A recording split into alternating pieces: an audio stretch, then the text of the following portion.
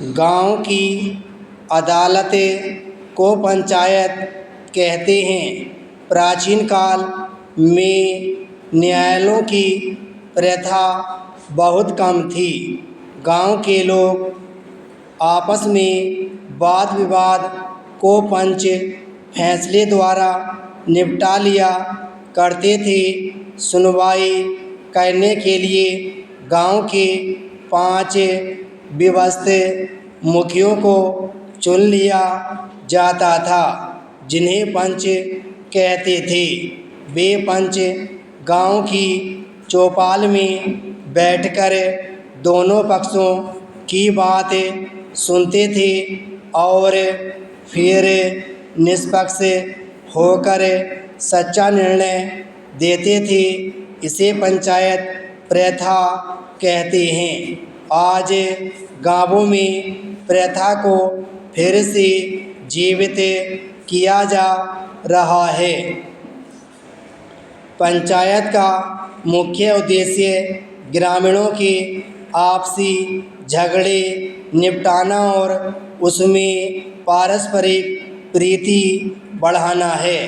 गांव के लोग प्रायः अनपढ़ होते हैं और बात ही बात में घूसों और लाठियों पर उतर आते हैं। झगड़ने वालों को समझा बुझाकर उनकी फिर सुलह करवा देना गांव के पंचों के लिए साधारण सी बात होती है, किंतु अंग्रेज़ों के राज्यकाल में तनिक से मतभेद का निर्णय करवाने के लिए भी न्यायालय का द्वार खटखटाने की प्रथा चाल पड़ी थी। न्यायालय में मनमुटाव दूर नहीं होता, अपितु बढ़ जाता है। बेचारे ग्रामीणों को 20 बार उपस्थिति की तिथियां भुगतने के लिए गांव से चलकर न्यायालयों में जाना पड़ता है और अपना पक्ष प्रस्तुत करने के लिए वकीलों, मुंशियों और अन्य कचहरी वालों को शुल्क देने पड़ते हैं। इतना व्यय करने पर भी सच्चा न्याय नहीं हो पाता, क्योंकि न्यायाधीश गांव की घटनास्थल से कोसों दूर बैठा होता है और उसे गवाहों के कहे अनुसार ही मानना पड़ता है। इसलिए कभी कभी सच को झूठ और झूठ को सच भी घोषित किया जा सकता है। इसलिए विपरीत गांव पंच लोग गांव के एक एक व्यक्ति को जानते और वहां की घटनाओं का भली प्रकार आंखों देखा हाल प्राप्त कर सकते हैं। अतः उनके न्याय में अंतर नहीं पड़ सकता है। वैसे भी ग्रामीणों का विश्वास है कि पंच परमेश्वर होता है और जब वह आसन पर बैठता है तो उसमें परमेश्वर निवास करते हैं, इसलिए वह झूठा निर्णय नहीं दे सकता। आज भी गांव में ऐसे अनेक दृष्टांत मिलते हैं कि पिता ने पंच के आसन पर बैठकर अपने पुत्र का लिहाज न किया और उसे दंड का अधिकारी बनाया। इस प्रकार पंचायतों में एक तो सच्चा न्याय हो सकता है और दूसरे गांव वाले शहर आने जाने के व्यय और समस्या से बचे जाते हैं। इधर बीज की बुवाई और फसल की कटाई का समय हो और उधर किसान को न्यायालय में प्रस्तुत होने का बुलावा आ जाए तो उसकी हानि का अनुभव एक गांववासी ही लगा सकता है। विराम पैराचीन। सांप्रदायिकता का अर्थ जातीय वैमनस्य से लिया जा रहा है। एक जाति के दूसरी जाति के विरोध किए जाने वाले कार्यों को सांप्रदायिकता का नाम दिया जाता है।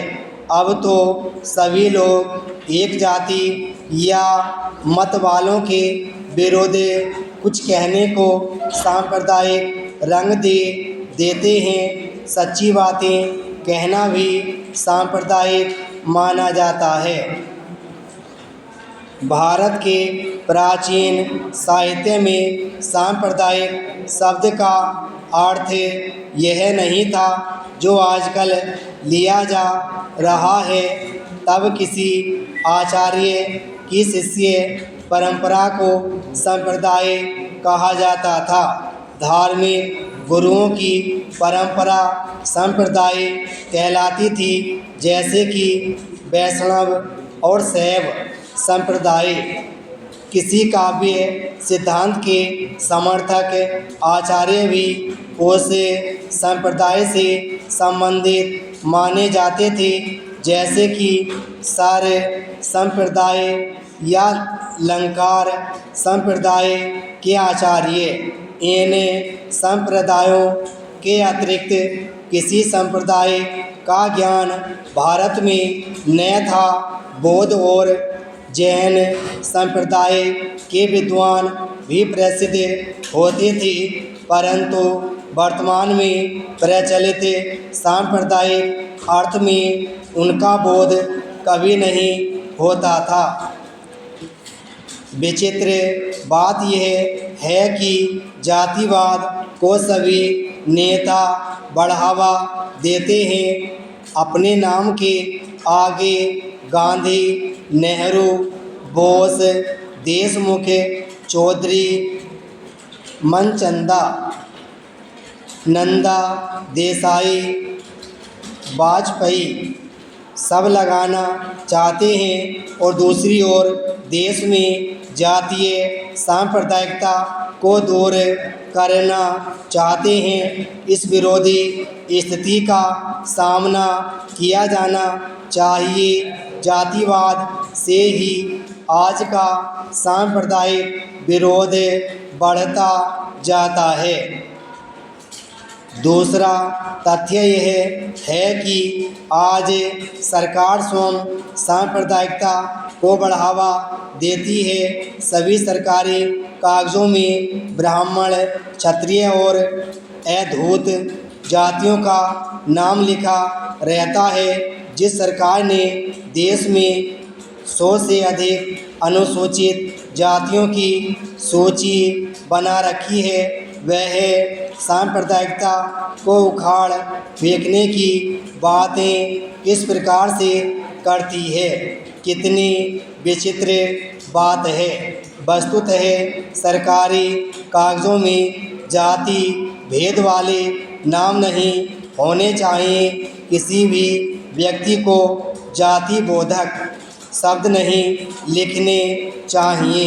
सरकारी पक्ष एवं विरोधी पक्ष के नेता देश में अल्पसंख्यक और बहुसंख्यक जातियों के संबंध में नारे लगाते हैं। जब देश के सभी निवासियों को केवल भारतीय न कहकर सिख, मुसलमान, हिंदू और ईसाई आदि कहा जाएगा तो सांप्रदायिक वैमनस्य की आग अवश्य भड़केगी।